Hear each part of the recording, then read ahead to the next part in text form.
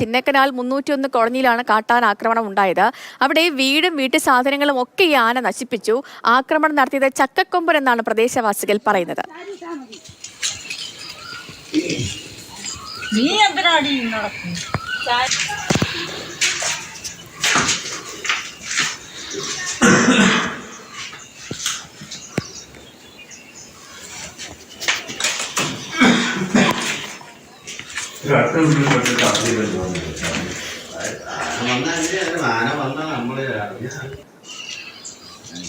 ജെയിനിസ് രാജോട് നമുക്കിപ്പം Jain, good morning.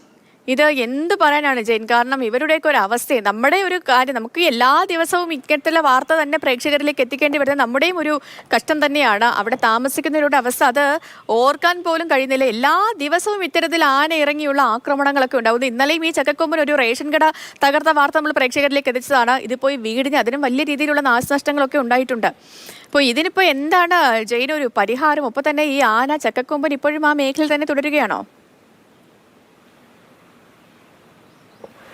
അതെ സേതു, എല്ലാ ദിവസവും ഈ കാട്ടാന ആക്രമണം, പ്രത്യേകിച്ച് വന്യജീവി ആക്രമണം തുടർക്കഥയാണ്. അതിൽ പ്രധാനപ്പെട്ടത് ഇപ്പോൾ കാട്ടാന ആക്രമണമാണ്. എല്ലാ ദിവസവും ഏതെങ്കിലും ഒരു മേഖലയിൽ കാട്ടാന പ്രശ്നമുണ്ടാക്കുന്നു എന്നുള്ളതാണ്. ഇന്നലെ ഇപ്പം സേതു സൂചിപ്പിച്ചതുപോലെ പന്നിയാറിലെ എസ്റ്റേറ്റ് റേഷൻ കട തകർത്തു. ആ റേഷൻ കടയാണെങ്കിൽ അരിക്കൊമ്പനെ ഒരുപാട് തവണ തകർത്ത ഒരു റേഷൻ കടയാണ്. അതിനുശേഷം അതിന് ഫെൻസിംഗ് ഒക്കെ ഇട്ടിരുന്നു. അതിനുശേഷം ആ ഫെൻസിംഗ് ഒക്കെ തകർത്തുകൊണ്ടാണ് ഇന്നലെ റേഷൻ കട തകർത്തത്. അതോടൊപ്പം തന്നെ മൂന്നാറിലും ഇന്നലെ കാട്ടാന എത്തിയിരുന്നു. ഇന്നിപ്പോൾ ചക്കക്കൊമ്പൻ ആ പന്നിയാർ എസ്റ്റേറ്റിൽ നിന്ന് മാറി 301 കോളനി ഭാഗത്തേക്ക് എത്തിയിരിക്കുകയാണ്. അവിടെ ഒരാളുടെ വീട് തകർത്തിട്ടുണ്ട്. ഗോപി നാഗൻ എന്ന് പറയുന്ന ആൾ ഏതാനും മാസങ്ങൾക്ക് മുമ്പ് ആനയിറങ്കിൽ ഡാമിൽ വള്ളം മുങ്ങി മരിച്ചിരുന്നു. അദ്ദേഹത്തിന്റെ വീടാണ് തകർത്തിരിക്കുന്നത്. ആ സമയത്ത് ആ വീട്ടിൽ ആരും ഉണ്ടായിരുന്നില്ല. മക്കളുടെ വിദ്യാഭ്യാസത്തിനായിട്ട് അവർ അടിമാലിയിലേക്ക് പോയിരിക്കുകയായിരുന്നു. രാത്രിയായിരുന്നു ആക്രമണം. അവർ മടങ്ങി വന്നിരുന്നില്ല. വീട്ടിൽ ആളുണ്ടായിരുന്നെങ്കിൽ ഇതിലും വലിയൊരു ദുരന്തമായി മാറിയേനെ. ഇപ്പോഴും ആന ആ ഭാഗത്ത് തന്നെ നിലയുറപ്പിച്ചിരിക്കുകയാണ്. ഈ വേനൽ കനക്കുകയാണ്, ചൂട് കൂടുതലാണ്. വന്യജീവികളൊക്കെ ഈ വനപ്രദേശത്ത്, പ്രത്യേകിച്ച് ഉയർന്ന മേഖലയിൽ നിന്ന് താഴത്തേക്ക് ഇറങ്ങി വെള്ളമുള്ള സ്ഥലത്ത് തമ്പടിക്കുകയാണ്.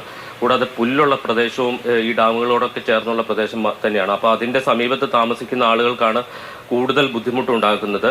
നമ്മളിപ്പം പെട്ടെന്നൊരു പരിഹാരം ഉണ്ടാക്കുക എന്ന് പറയുന്നത് പ്രായോഗികമല്ല. RRT ഒക്കെ കൂടുതൽ രൂപീകരിച്ചുകൊണ്ട് ഈ മേഖലയിലെ പ്രശ്നങ്ങൾ പരിഹരിക്കാൻ ശ്രമിക്കുന്നു എന്ന് വനംവകുപ്പും സർക്കാരും പറയുന്നുണ്ട്. പക്ഷേ എത്രത്തോളം അത് പ്രായോഗികമായി നടപ്പിലാക്കാൻ കഴിയുന്നുണ്ട് എന്നതാണ് ചോദ്യം. കാരണം ഈ സംവിധാനങ്ങളൊക്കെ ഒരുക്കിയിട്ടും കാട്ടാന ആക്രമണത്തിന് ഒരു കുറവുമില്ല എന്നുള്ളതാണ്.